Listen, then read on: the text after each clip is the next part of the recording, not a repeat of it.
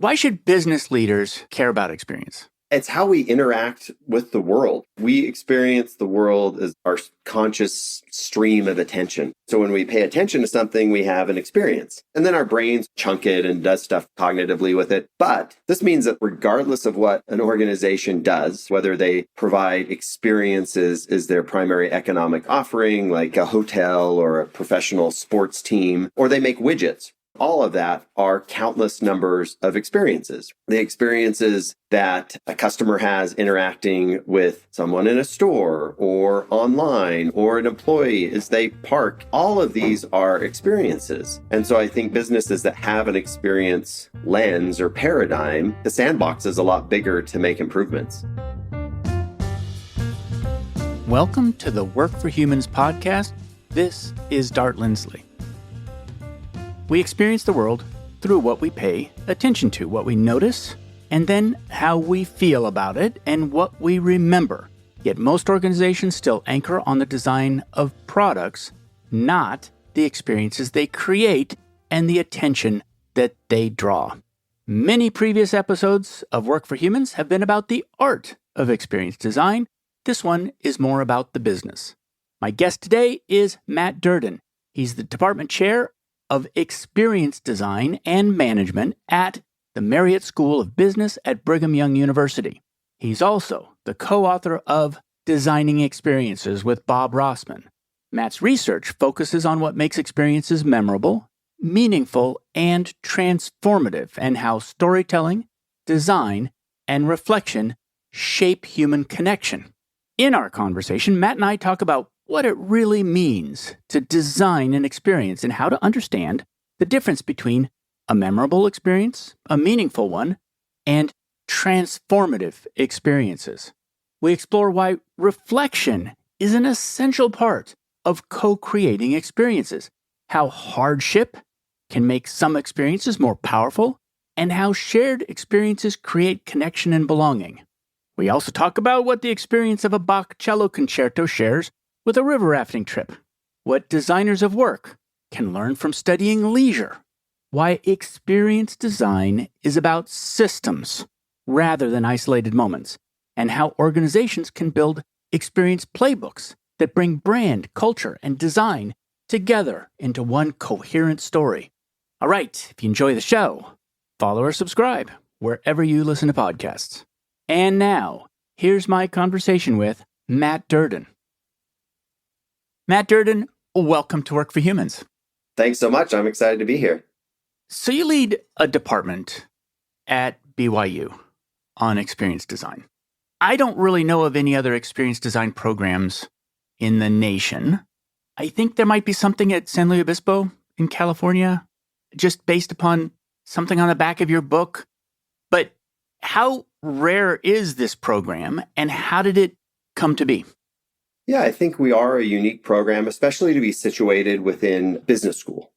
There are a variety of, I would say, sister programs around the country and around the world. But because, experiences happen everywhere, they have business relevance and they have relevance in our personal lives. And so there's programs around that will focus on different aspects of experiences or particular industries. So I think the program you mentioned at Cal Poly has a focus a little bit more on the event side. And then there's a program at Bentley University, which is a private business school west of Boston. It's a little bit more on the human factors of information design. And even though we teach a lot of similar content, but they're interested more on the UX side of things. In Europe, you'll find a lot of service design programs. And then there's a good number of programs that will have an emphasis on more of the design process side. Our take is that experience design is an umbrella set of competencies and frameworks and approaches and an umbrella discipline, so to speak. And then there's contextual applications, whether that's in designing work experiences or designing patient experiences or hospitality experiences or customer experiences. Even though the contexts are different, a lot of the approaches and tools are similar. And you have a PhD in leisure studies. I do, yeah. Yeah. And you refer to leisure as the gold standard of experience design. Why? Leisure studies is an interesting space. It's a social science interdisciplinary field that really developed in the 1960s when there was this concern that because of automation and other technological advances that the work week was going to shrink and people would have more free time than they knew what to do with. Obviously, that didn't play out, but people were really concerned from sort of a policy perspective, like how do we understand how people spend their time in most effective and generative ways, right? This is something going back to Aristotle when he wrote the Nicomachean Ethics. He was talking about what does a good life look like? What are the pursuits that lead people to thrive? And of course, positive psychology and other disciplines have played with this question. And if you think about our leisure experiences, they're characterized by positive affect, if we can choose the things that bring us positive emotion, but there's also a sense of perceived freedom. We're choosing to do something, and it's connected to intrinsic motivation as well. And so even though my background as a social scientist started studying leisure experiences, I really started looking at out of school time experiences that impacted positive youth development. And there's a whole sort of backstory how I started there. But what I found as I dug into that space and then also became more aware of Joe Pine and Jim Gilmore's thoughts about the experience economy and my own professional background is that what makes an experience work in one context usually can apply in another context. We can take those lessons, there's generalizable takeaways. And I think there's a lot of contexts where we just don't think intentionally about the design of experiences. I cite an Australian management scholar, Boris Kabanoff, in a bunch of different places. He wrote an article in the early 80s that was about designing work experiences. And he said, I think if we want to learn how to design better work experiences, we need to actually look at people's non-work experiences, because that's often where they're performing and thriving and bringing their whole selves to their experience.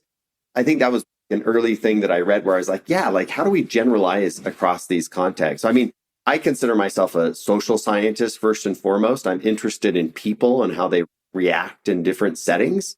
And then you bring in design, you bring in management, and you can have this interdisciplinary framework to think intentionally about how we design experiences, really in any context. And do you find, I guess I would say, your students or the field primarily populated by artists or people with a scientific engineering bent or more of a business bent? But the other way to say it is, how much is this discipline art, science, or business? That's a really great question. There are master's programs in experience design, and you'll see some that are like an MFA that are more on the Masters of Fine Arts, and you'll have some that are on more of a MBA in customer experience focus or a Master's of Science really digging in. It just depends across context. I really think you need a little bit of all of those perspectives to understand. Just because as humans, when we engage with an experience, there's a lot of different evaluative things happening. We're impacted by the aesthetics of an experience, but we're also impacted by the design of intentional touch points that have targeted outcomes that are just ordinary, right? That are seamless service experiences. Those are important to us, right? And ultimately, from a business perspective, if something is not feasible and viable, then it's not going to be a sustained experience over time because it's just not operationally working, right? We have to know how do you stage and manage these things. And so that's why from our perspective and our program's perspective, you got to have a little bit of each of those spaces. Now, in terms of students we see coming into our program and also sort of the professional field, we started thinking about building this program 2012, 2013, launched in 2017. So we're a new program, but I think what I've always found about the experience space is that regardless of what industry people are coming from, there's this shared language around experiences. I'll tell you a quick story. In, I think, 2013, we hosted a little proof of concept conference here at BYU where we got about 30 professionals and academics together. We spent 2 or 3 days, and the basic structure was, hey, we're going to come together and talk about experiences. And we just want to see if you guys can talk across industries. And I remember this conversation. We had somebody from the Forest Service, an administrator from the Forest Service, and we had an administrator from financial services sector. And I remember them having this really fruitful conversation about learning from each other's experiences and how they think about someone visiting a national forest and coming into a credit union. And for me, it was just like, this is sort of a gathering place where people can share these cross-fertilized ideas. And so I would say in terms of our students, what sets them apart is there's a real interest in people and understanding how people think and people experience things. And some might come with more of a quantitative bent, filling in those pieces to give them a holistic toolkit. Why should business leaders care about experience? It's how we interact with the world. We experience the world as our conscious stream of attention. So when we pay attention to something, we have an experience. And then our brains chunk it and does stuff cognitively with it. But this means that regardless of what an organization does, whether they provide experiences as their primary economic offering, like a hotel or a professional sports team, or they make widgets, all of that are countless numbers of experiences. And it's usually the experiences that a customer has interacting with someone in a store or online, or as they open a thing, or an employee as they park and then go to a meeting and then get feedback from a supervisor. All of these are experiences. And we often think about, here's the product, here's the thing that people pay for, and we have the economic exchange here, and don't recognize that we live within ecosystems of experiences. And there's a lot that are functioning fine. And there's others that, with sometimes minimal and other times more expansive efforts, could be better designed and also measured and managed, right? And so I think businesses that have an experience lens or paradigm, the sandbox is a lot bigger to make improvements that they're in. How do you define experience? This is a great question because, experiences become a hot topic. And so you see all the time people saying, not only customer experience, but flying experience and patient experience. We provide the best learning experience. And it's really hard to design something if you can't define it. And it's one thing to say, oh, I'm going to design a table, right? Which we all have sort of a general idea of the concrete nature of a table and what that looks like. But when you say, I'm going to design an experience, it's a lot more abstract. It's an abstract phenomenon. And even in English, we have different ways we use the word experience, whether I had an experience at work and I have work experience. This goes back to even before Bob and I started working on our first book with colleagues here at BYU and other places. John Dewey talked about this and Aristotle. I mean, people have been talking about experiences for a long time, but for us, the way we think about it is that there's an objective part of every experience, and then there's a subjective part of the experience. And so we're having the same conversation on online platform, right? We're having the same objective experience, but we'll both walk away with a different story for our subjective reaction to this experience because we have different roles and we're in different places and we're going to do something different after this. And so there's that subjective part. And that's really the part that matters because I have to pay attention to something to have an experience as the participant. If I'm the designer, I've got to design something. We talk about this as an experience scape that somebody's going to pay attention to. So there's a person paying attention to an experience scape. That interaction then produces the subjective reaction of them saying, I liked it. I didn't like it. That was worth my time. That was a waste of time. So I think first and foremost, objective, subjective, and it's interactive. And then you can dive down in, we do in the book saying that, every experience we can think about, there's an anticipation, participation, and reflection phase. You have a macro experience that is like my podcast experience. And then there's all of the little moments in between, or my, experience working for this company that spans 20 years, right? And you have all kinds of experiences. So it depends the elevation you're designing at. But I think that, if you can, first and foremost, just think about the objective is important, what you can see and observe, but like what people like internally, how they're responding to an experience. I want to go through some of these specific words in the definition of experience design. It is the process of intentionally orchestrating experience elements to provide opportunities for participants to co-create and sustain interactions that lead to results desired by the participant and the designer. There's a lot of words in there. I love every word of that.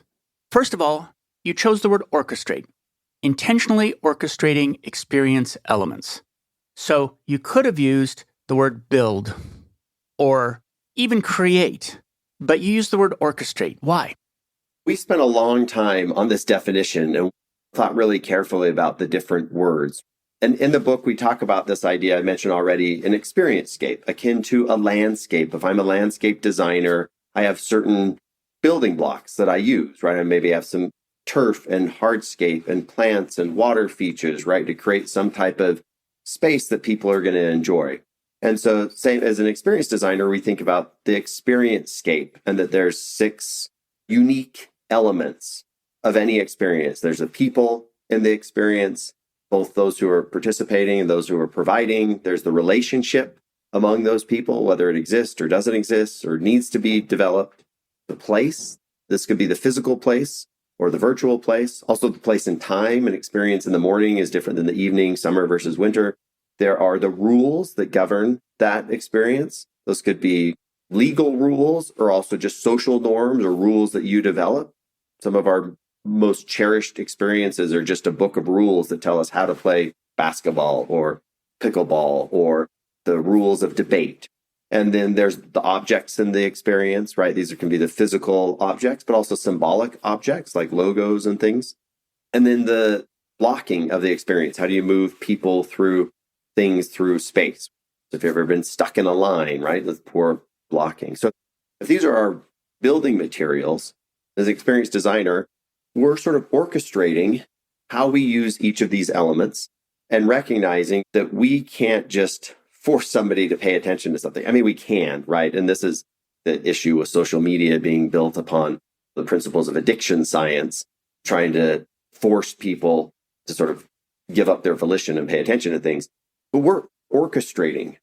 If we think about why we love music, we love the variety and we love the highs and lows and the different speeds and arrangement of different instruments and voices, right? So we have this palette that we're designing with as experienced designers.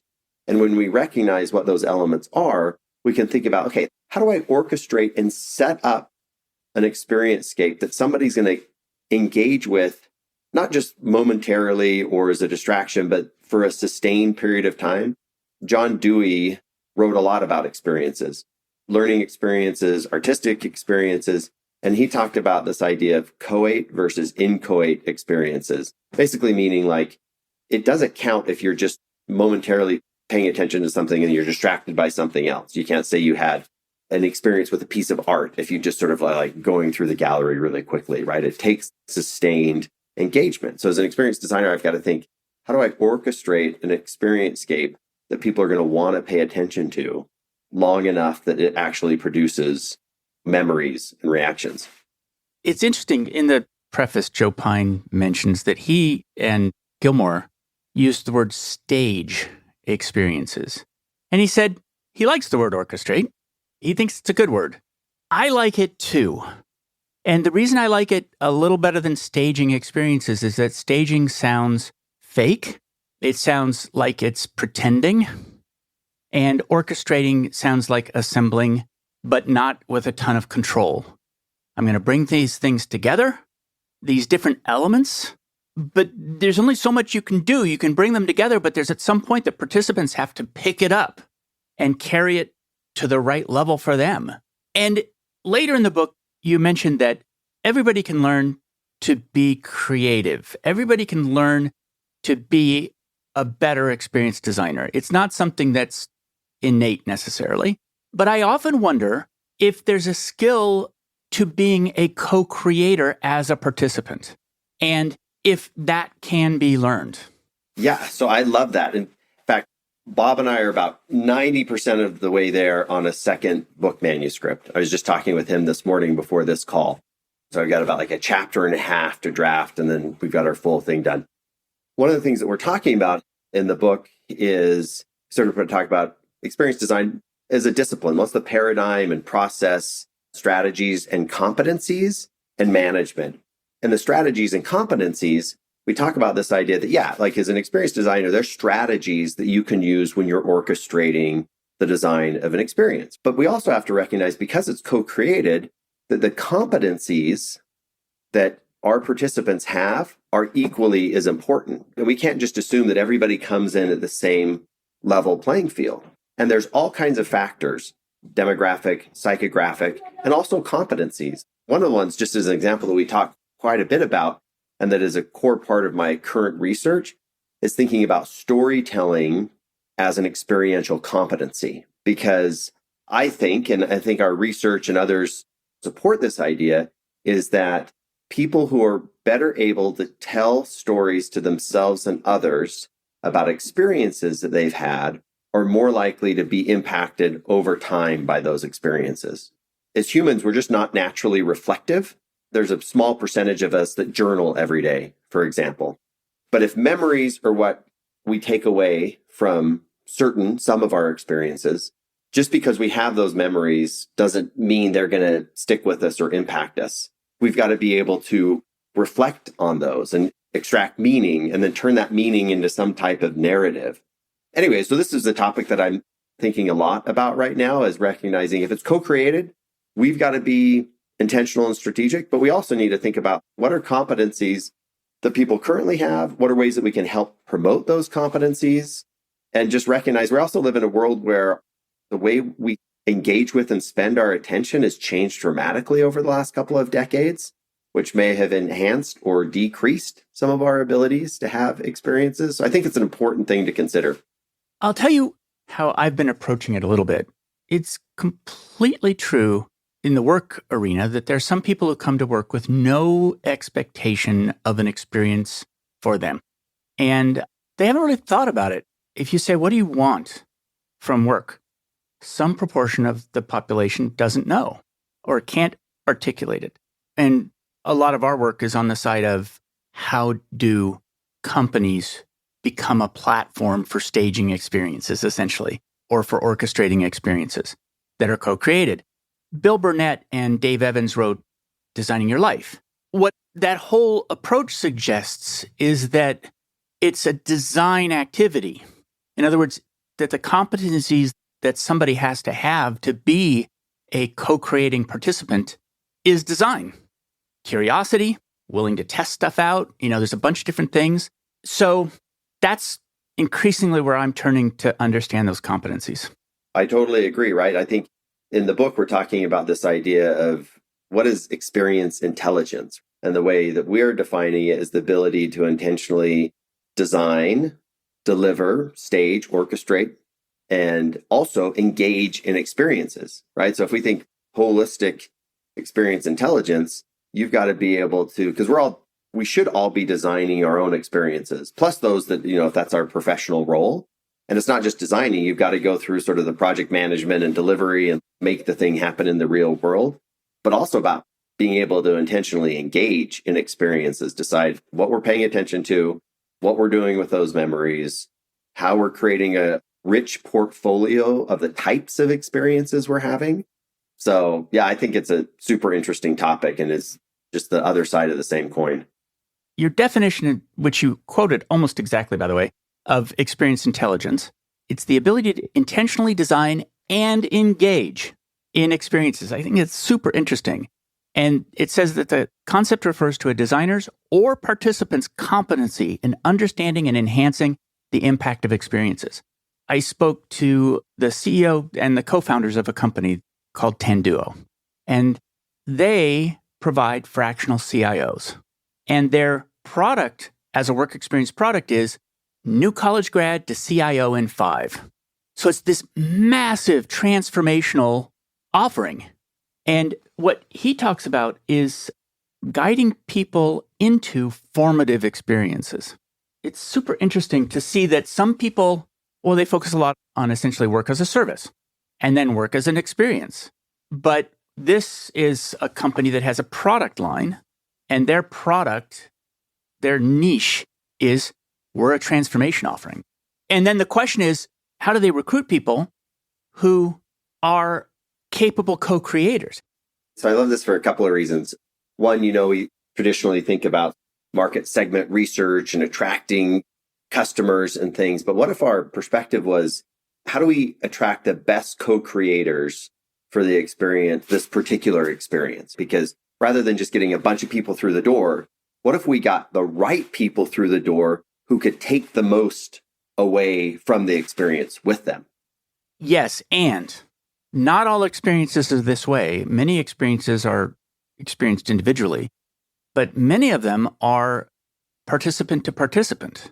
And so when you're assembling a cruise, for instance, you talk in the book about assembling who's going to be at a cruise.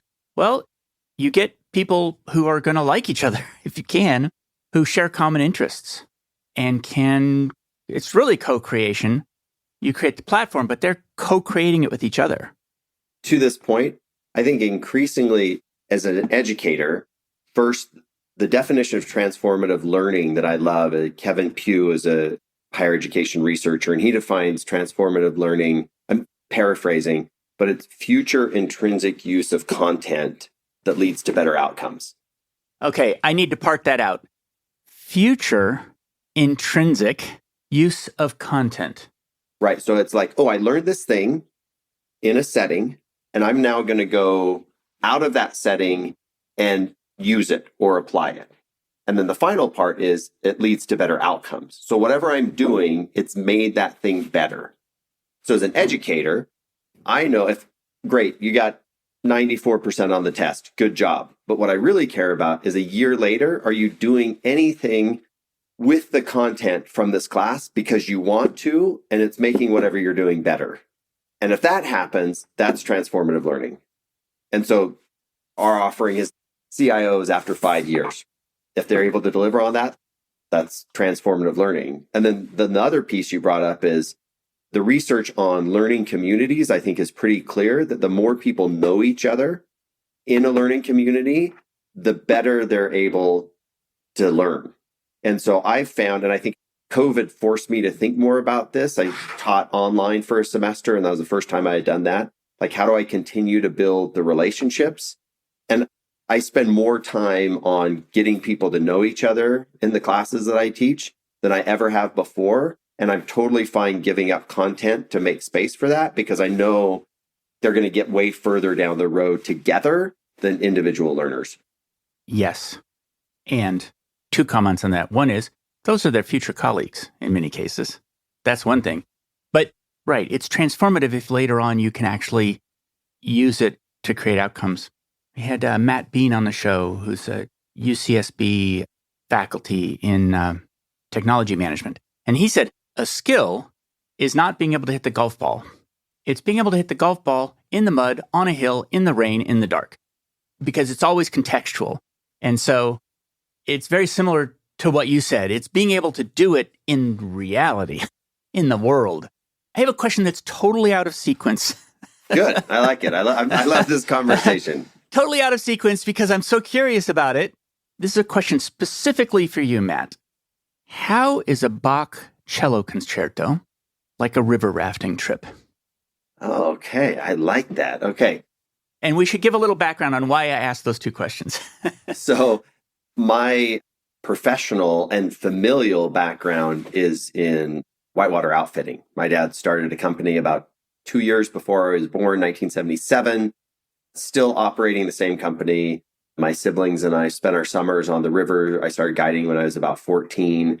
And that's, I think, really where an interest in experiences was sparked, because on these 5 to 7 day trips, wilderness self-supported, people from all over the place, all kinds of different walks of life, I would just see, even as a teenager, just recognize like, wow, the way people are interacting and forming relationships and just this community that we build over these 5 days feels a lot different than other spaces. And what is it about this particular experience that leads to these outcomes, right? I didn't know that this is something I could study or even that I'd still be thinking about this 30 years later. So I love the Bach cello concertos. I listen to them almost like my work music often, right? And I think our brains love variety.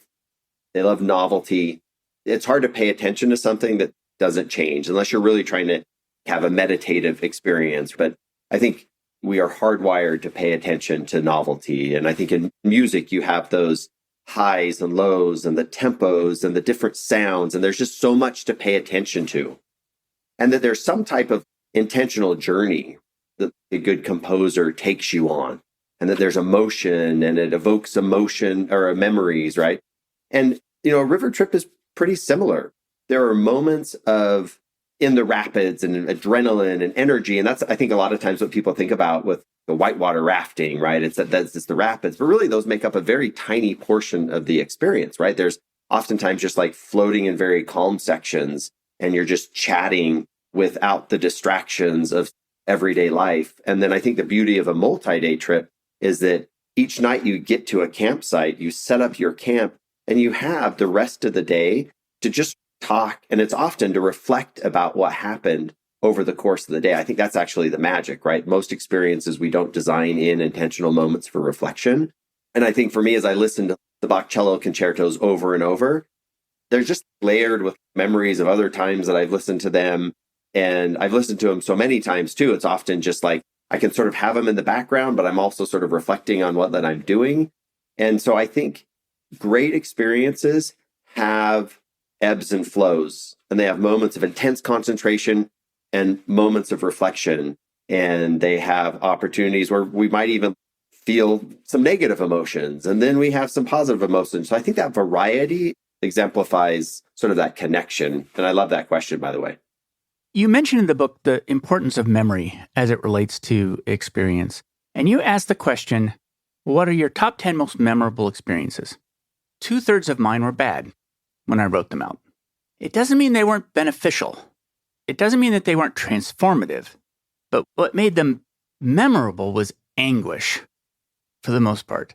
And so I'm very interested in the difference between an experience and a transformative experience. Do most transformative experiences go through discomfort? I'm not speaking from data. This is just more personal insight and thought.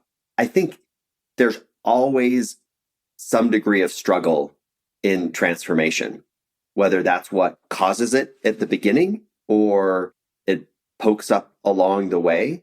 There's research, for example, that looks at how people do after experiencing a spinal cord injury and losing some degree of mobility, right? A horrible, horrible thing to have happen.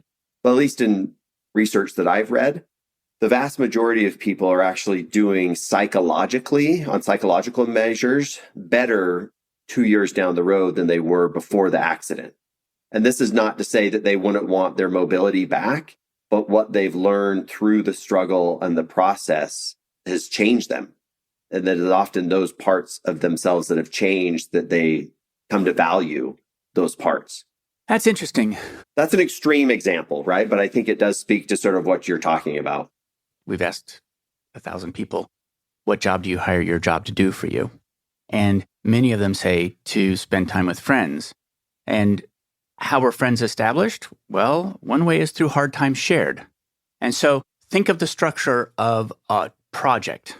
And you all form together as a project. You live through that project till its conclusion or its failure as a team.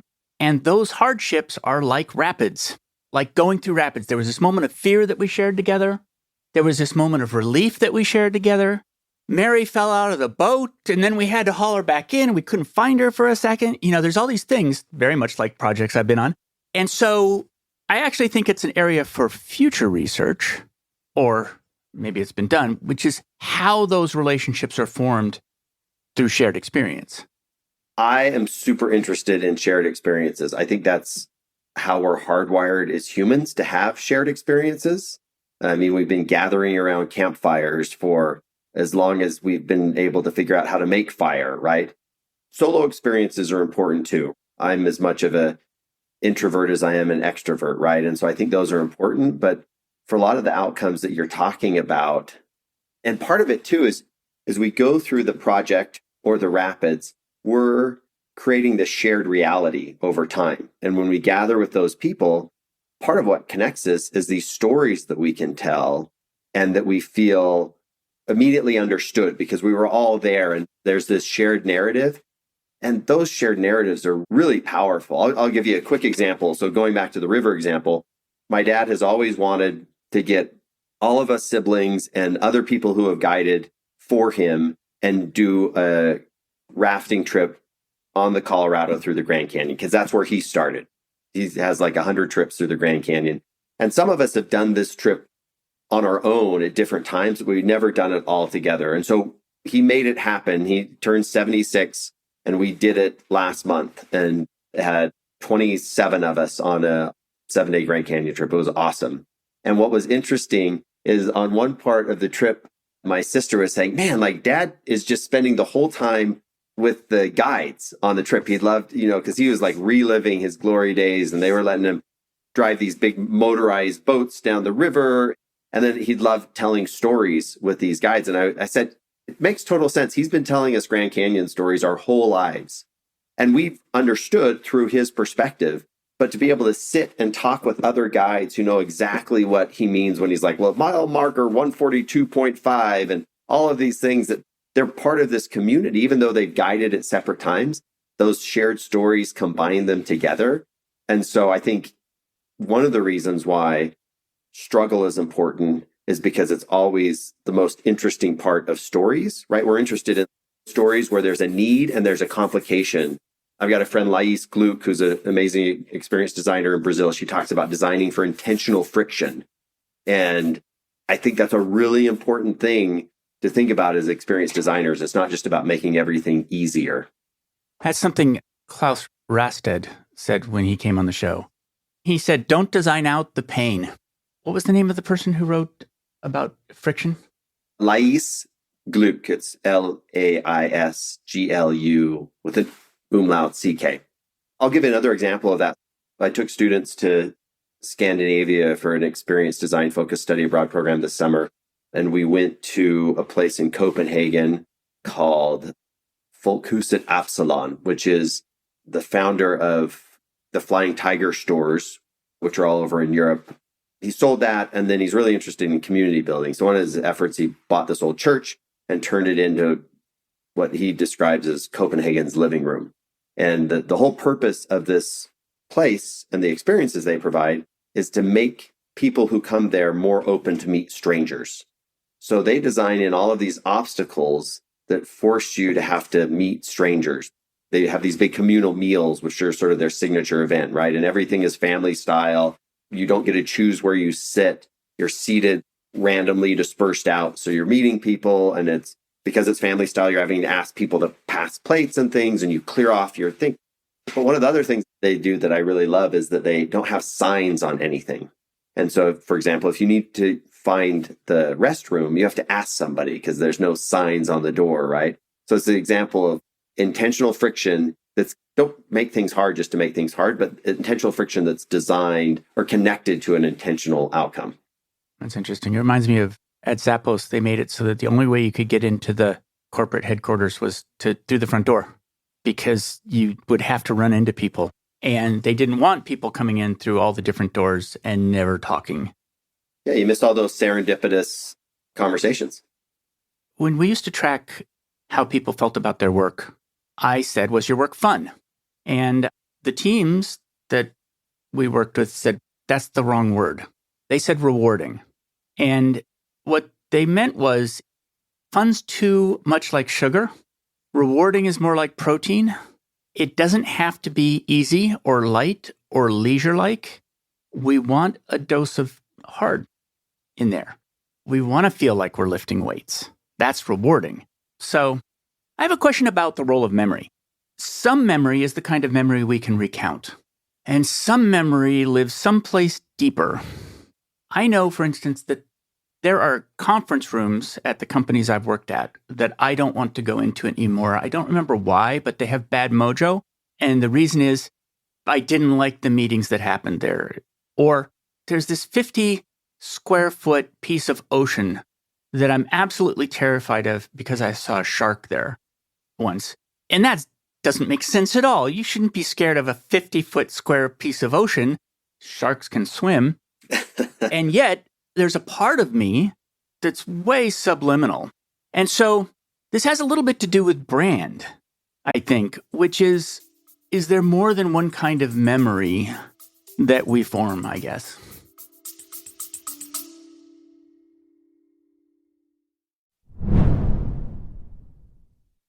Hi, everyone. Here are some gift ideas inspired by guests on Work for Humans.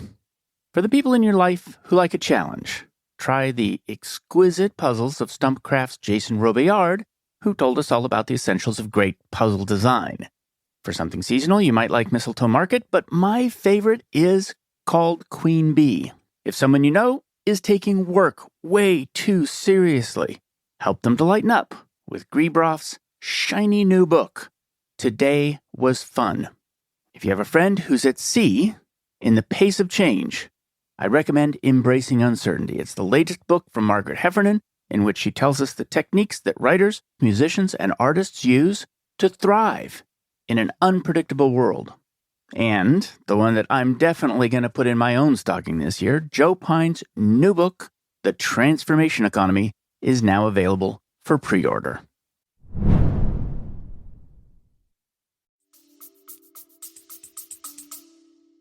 I work with cognitive psychologists and cognitive neuroscientists, but mainly just learning from them. And so not an expert on this topic, but I would say yes.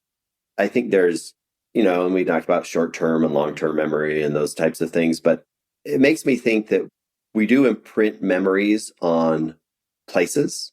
I also believe that there's spaces that have historical significance too, that just have a different feel to them.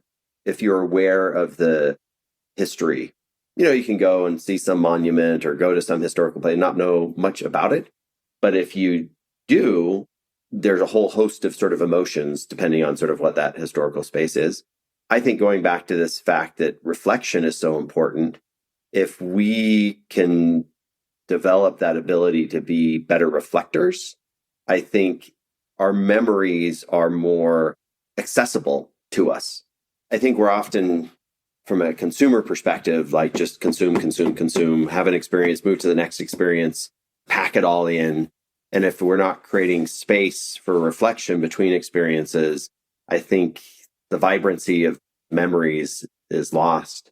And I think our memories change over time too, right? Something could feel like totally tragic in the moment, and we look back and like, wow, I'm really grateful for that. Or vice versa, like this was amazing. And then after a while, you're like, meh, it's actually fine. First of all, one of the things I think you're pointing toward is that reflection is a capability of a co-creator. Yeah, definitely. In an experience. We talk about the difference between memorable, meaningful, and transformative experiences in the book and in other work that we do with a variety of colleagues. And just this idea that, when we experience emotion, it triggers our brain to remember something, and we have a memory and it's become memorable. But whether or not that experience becomes meaningful is tied up in the degree to which we reflect on it and then extract insights from that. Like, why was I sad? Or why was I happy? Or why did this impact me in this way? And what did I learn about myself or other people or the world around me? And just extend beyond that. If those insights become the building blocks potentially of the stories we tell about who we are and why we do the things that we do and how we think about the world. So if we're able to then tell stories to ourselves and others, I think that's the gateway to transformation. The stories undergird everything that we do and think, whether those are explicit stories we tell or implicit. Hans Hansen, as a management scholar, wrote a book called Narrative Change. And he makes this case about stories undergirding anything. If an organization wants to change something, they've got to be able to articulate the stories under that. And he says, even whether we brush first or floss first before we go to bed, there's a story that we're telling ourselves that undergirds that behavior. Anyways, so memories, reflection, insight, meaning, storytelling, transformation, change. I think there's a progression there. I've noticed that one of the big mediating things in how people experience things is the story that they think they're in. And so, is this the story of the hero? Is this the story of the helper? Is this the story, what is this? We did a thing once where we put out a survey because we were checking whether or not the change that we were introducing into the company was landing. And so we sent out something that said, did you hear about it from the newsletter? Did you hear about it from your manager? Did you hear about it from the CEO? Did you hear about it from... And 20% of the people said that they heard about it from the CEO, which he never said anything about it. And so we're like, you know what? We don't even have to do that. We can just manufacture these memories, and it's almost as good. It makes me think that fake histories of locations or enhanced histories of locations might be a really powerful tool. And I think people are doing this. We talk about this a little bit in the book, right? But IKEA has histories of each of the rooms that you walk through. There's this is the family who lives here, and the dad does this, and the mom does this, and the kids are this age and this. So they have all of these, and they're not displayed, but they are very much influence the design of that experience. We think about themed entertainment is very much sort of a separate industry, but those principles of creating a story that builds this world and then drawing people into it. And I think they create this shared reality that is important to us as humans of how we build communities and groups. And so whether that history is explicit and at the forefront or is just sort of backstage, I think can be useful in both situations. Yeah, that makes sense to me. I think it can be quite subtle. Like reading Tolkien, you often feel the Silmarillion, even though you might never want to read it. Yeah. And you try and you're like, I can't understand it. Cannot read this. Yep, tried. But you still feel it, that there's a history behind the books that are later in the sequence. I love that analogy. I think that's a great way to think about it because it influenced everything that he wrote, that source material, as if he was drawing from these historical documents. Right. It was a landscape that manifested a history. The kings, God, the two kings in the river that are just standing there from some ancient age. So I want to talk about the business part of this, and in particular, how experience design informs business strategy and vice versa. Mm-hmm. There's a sort of a question here of directionality for me, which is, do I have a business strategy and build the experience, or do I have an experience in mind and build a business around it? I suppose it can go both ways. But what is that relationship, and who's doing it great? There's a couple of ways to sort of address this, but maybe we can just jump in here. Most organizations are going to have some type of brand style guide, right? And it's really clear what typeface we use and what are the colorways, and you put the logo on this place here, but we've got this other one you use here. So it's really clear, that visual identity of a brand. And I think brands should also have an experience guide. If we're talking about a customer experience, regardless of the channel through which I interact with a brand, it feels like the experience is the same. I remember talking with a group of executives about this idea, and somebody's like, oh yeah, I wish I could fly with this airline, but use this other airline's app because I don't like this one.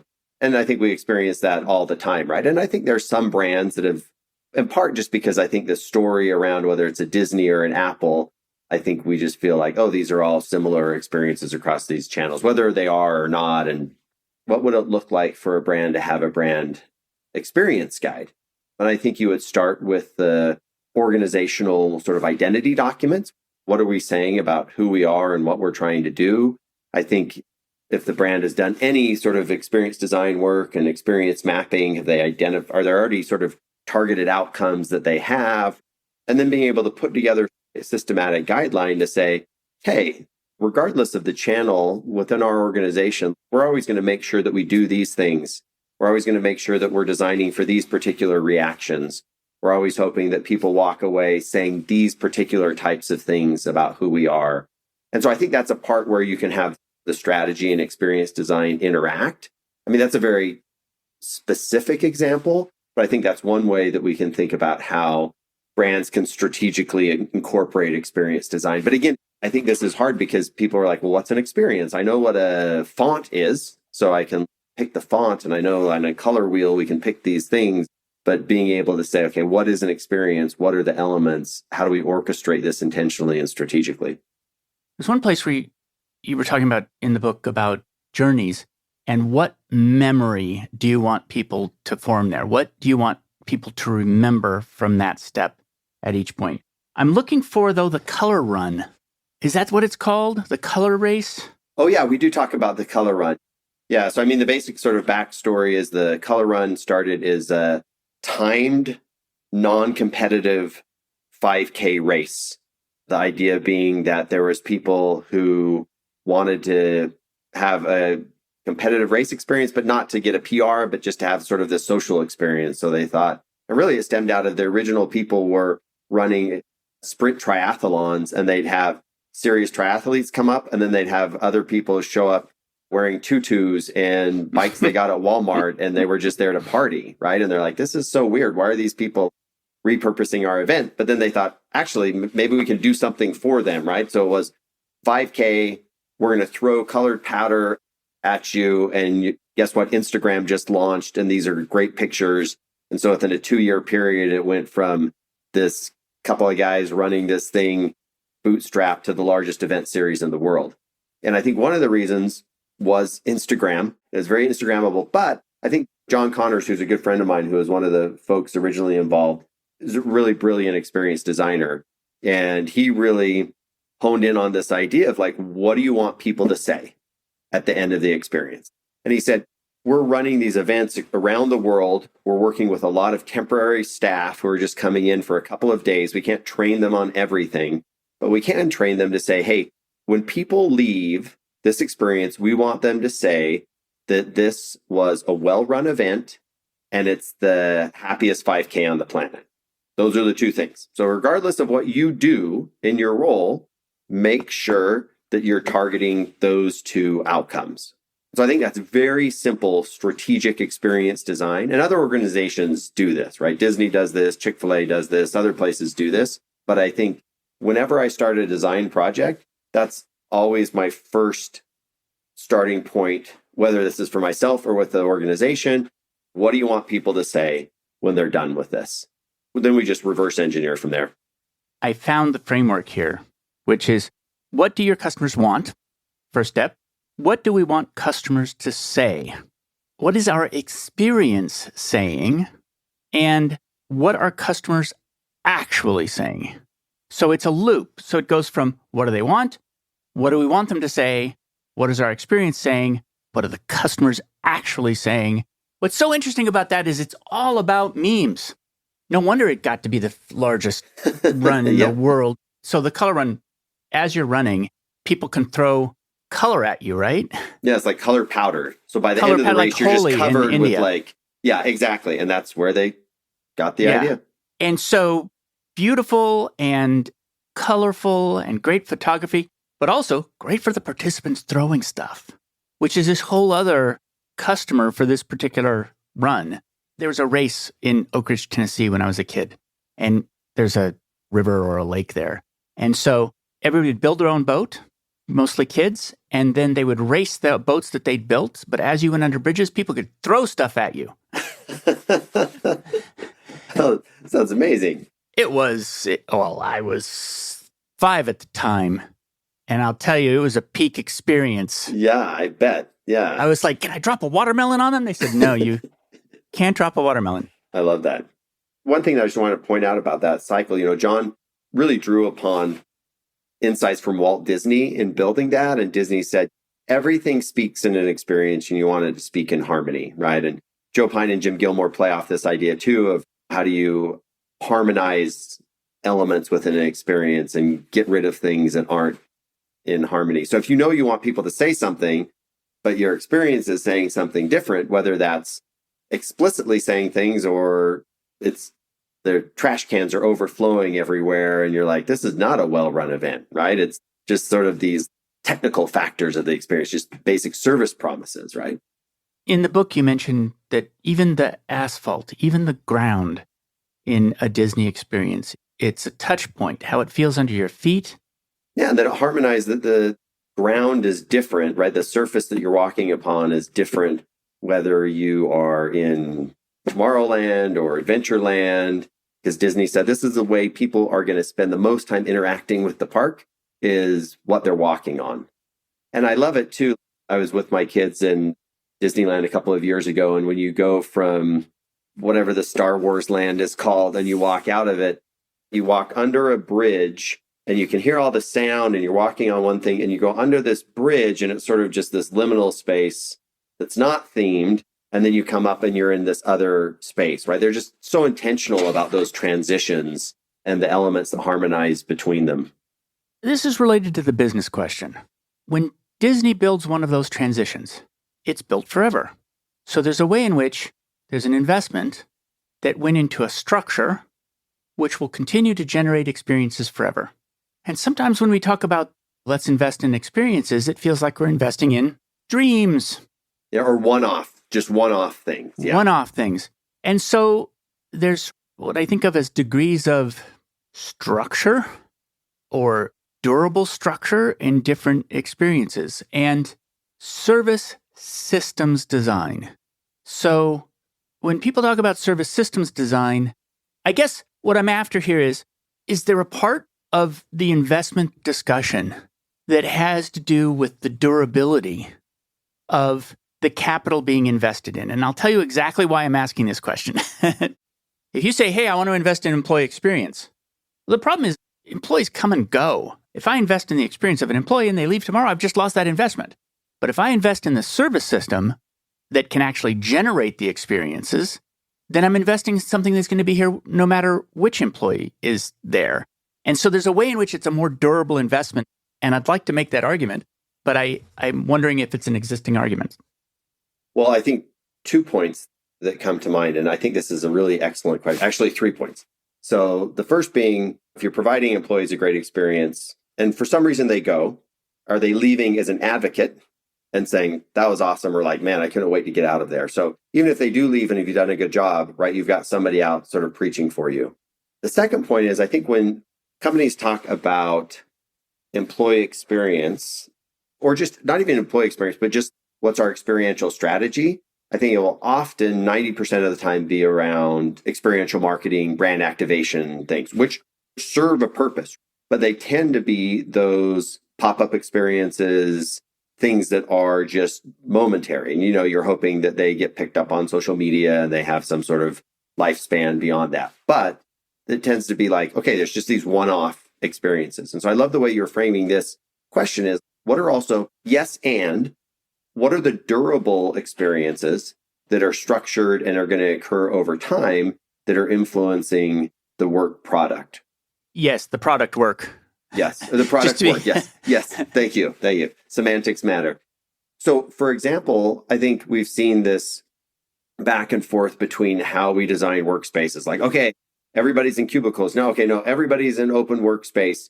And a lot of the times, those decisions haven't been made super intentionally, even though there's good research to show, for example, the importance of people being able to focus, and especially knowledge workers to be able to sort of focus and do their work, but they also need the serendipitous interactions, right? And there's social network research. I remember a study showing that you can look at an apartment complex and the people with the most robust social networks are the ones that live next to stairs and elevators, just because of the structure. They're the ones that most likely bump into people on a higher frequency. So if we think about who in the organization do we need to make sure that they've got the most deep work structure time and those that need more of the social network, or how do we do the things we were touring on this study abroad? One of the biggest property management companies in Scandinavia is Core, Coor. So he went to their new headquarters. It's their headquarters, but it's also sort of a floor model for companies to come in and see like all the different things that they could bring into their corporate space, right? So one of the things that they do on the top floor, they think about 2 vibes they're designing for in the layout of the space. On one side is this more of sort of a focus vibe, and then on the other side is more of a social vibe. So if you're coming to work and you want to be social, you can go to one side. If you need to like focus, you can go to the other side. But the coffee is all in the middle. So they know everybody's going to need coffee, and we want people who are sequestered and social to come together. So this is the intersection point, right? And I just love that intentionality of saying, hey, people need to do different things at work at different times, but we always want social interaction to be threaded throughout. It reminds me of something that Christopher Alexander said, and I can't believe I've probably gone almost 30 episodes without saying Christopher Alexander. He said, great architecture is characterized by the events that keep on happening there. And that's because it catalyzes those events. But the question is, let's take leisure as an example. The service system has a durable piece to it, which is the physical space. But there's the service system which exists in the minds of the staff or in the rule set, like you say in the book, not as visible, it's still something we might spend money and as a company and own as an asset, which is essentially something beyond the physical. That's all I got on that. But there's this thing there, right? It could potentially be no building, all people, or, you know. Just pointing out rules, right? If we go back to experience-scape elements, investing in intentionally structured rules, and I'll oftentimes think like rules do this and don't do that, but just thinking about, can you codify the type of interactions that you want to have in this organization? So I'll give you an example. So in the Marriott School of Business, our dean is Dean Bridget Madrian. She was University of Chicago and Harvard, and then came to us in 2019 and has just, I think, done a really excellent job as the dean of our business school. And one of her primary goals when she came in was to have the establishment of a vision, mission, values that we actually did stuff with. And I think the college has always had some sort of vision, mission, values that was on a plaque someplace. But Dean Madrian has been really intentional about, one, crafting it in a way where it was aspirational, it was connected to the organizational mission of the university, the faculty and students were bought into it. And then she has actively used it in almost every context. Like if you have a question for the dean about something, what this policy or how do we handle this all through COVID, she would continually go back and say, well, let's look at our values. What are our guiding values and how do they inform this conversation? If students come to her with some sort of issue, that she's just, one, really disciplined to like bring it back to the vision, mission, values. But I think she's so consistently done that over time that as faculty, when we're having our department meetings, that will, it's like, well, one of our core values is centered on students. And so what do we do in this situation? Or another, so we'll talk about those things. And it's this intangible piece of the college that a ton of resources and time have been invested into. And then it's been continuously implemented and modeled. And it starts to be self-replicating at some point, which is that so much of the faculty is already on that, it becomes a norm. Yep. And that norm can last for generations. And it affects decision-making. And it affects decision-making. But also, it will affect when you say a sentence to students and you say we instead of you. And we now have students say like, well, one of the reasons that I decided to major in business is because the vision, mission, values is inspiring to me. That's a group that I want to hang out with. I have a few closing questions. The first one is, Matt, what job do you hire your job to do for you? I love this question. I think the primary job that I hire my job to do is to keep me curious about the world. I remember as an undergraduate, I was really worried about a career, and I had a hard time really knowing what jobs were and what people did. But I was really worried about doing something that would just be repetitive, and I was just doing the same thing all the time. I really wanted something that continued to present things that I could be curious about and learn. And I guess connected to that was doing so in a way that I could share what I was curious about with other people that would impact them in positive ways. And I hadn't thought about teaching or being a professor or anything at that point. It was just, how can I continue to just be curious and enjoy learning? And so I think that's at the core of what I've hired my job to do for me. How well designed is it to keep you curious? It's pretty well designed. I think I have the best job ever. I get to do research, which I really enjoy, but I'm always thinking about, am I doing research that has any type of practical significance? Because I've got to go into the classroom and teach undergraduates or executive MBAs. And, going back to the definition of transformative learning, I want to teach them stuff that they can use in the real world. And so I feel this healthy tension between my teaching and my research, which I really love.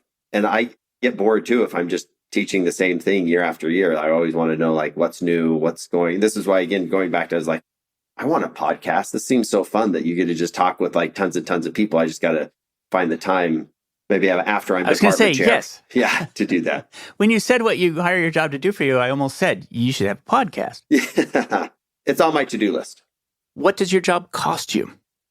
Oh man, that's a good question. I mean, I think about time and attention is a limited thing. So I'm spending my time on my job. I want to point something out about that. Okay. I highlighted all the sections in the book where you talked about time. Mm-hmm. And the reason is you spoke about services or time well saved. Thank you. Can you say the thing? So Joe and Jim were the first to say this. So service is time well saved, experience is time well spent, transformations time well invested. So you just said that one of the opportunity costs of what you do at work is time. And to me, that's the pivot point for whether this is a good experience versus some other experience. Yeah. But I would say in terms of the percentage of that time, right? Because I'm saying like, okay, this is my job. I'm going to go spend this much time there. I think the percentage of the time that I feel is time well invested is really, really high. Yeah, I've got to go to meetings and there's this paperwork stuff and those things. That's going to be, but for me, it's probably like 10 to 15% of my job. And I would say that I also feel like because being a professor is pretty autonomous too, I can carve out and drop in time for family and outside of work in a pretty natural flow, as opposed to being constrained to, okay, I get my 3 days here and my, 2 weeks here and I feel like it's a much more natural flow of work and my personal life that I'm really grateful for. Some of that goes to autonomy and the freedom to design how you spend time, right? It's funny because people say one of the things people want from work is autonomy. I'm always sort of like, yes, but you have to ask autonomy to do what? Well, I'd say it's one of the trickiest parts of my job because there's a flow of like, there's some times when I'm teaching a lot. There's other times that I'm doing research. I've always got so many things that I want to do. The autonomy piece, it can be great, but it can also cause you problems as a professor too. Because one, I've got so many things that I want to do that it would very easily just put all my time into work. And there's other times where it's like, I don't have any time because I'm teaching in administrative meetings. So I don't have like a regular flow day to day. Every day looks a little bit different. And there's parts of the year I always know that May feels pretty tricky for me because I'm wrapping up a semester. I'm not going to be teaching again until September. I've got these 4 months where I am pretty autonomous, but how do I best weave in productivity, time with my family, other things during that? And every year I'm sort of reinventing what that looks like. So I think autonomy is like spices, right? When you're cooking, if we have too much, it doesn't work. But if we have the right ratios and right balance, it can be a beautiful thing. Where can people learn more about you and your work? So I hang out on LinkedIn a lot. I don't do any other social media, but I'm on LinkedIn a bunch. I do have a website that I try to keep updated with stuff. It is called mattduerden.com. And we have to spell Duerden, Duerden. Yes, exactly. And Matt is with one T. With one T, yeah. Yeah, one T on Matt, Duerden. Yeah. It's funny because my full name is Matthew with one T, and my mom's never given me like a clear reason why that is. I mean, she said like she likes Matthew and not Matt. Anyways, I've always gone by Matt. So I usually say it's like Matt, like doormat, so people know how to spell it. And a couple of years ago, she got me a doormat for my office that says, "Hi, I'm Matt." People get a kick out of that. So, well, thank you very much for taking the time to be on the show. Really appreciate it. Thanks, Dart. It's been super enjoyable. I really loved the whole conversation and gave me some good things to think about. And yeah, so thanks. Thanks for joining me for another episode of Work for Humans. If you enjoyed this episode, please give us a 5-star rating wherever you listen to podcasts. And share the show with one person you think would get value from it. Believe it or not, this really helps us grow the show and reach more people who want to build the kind of work that people really want. As always, thank you to my producer, Jason Ames at Ninth Path Audio for his insights into content and his high standard for quality. Final note, the opinions shared here are my own and not the views of Google or Cisco Systems. Thanks again for listening. See you next time.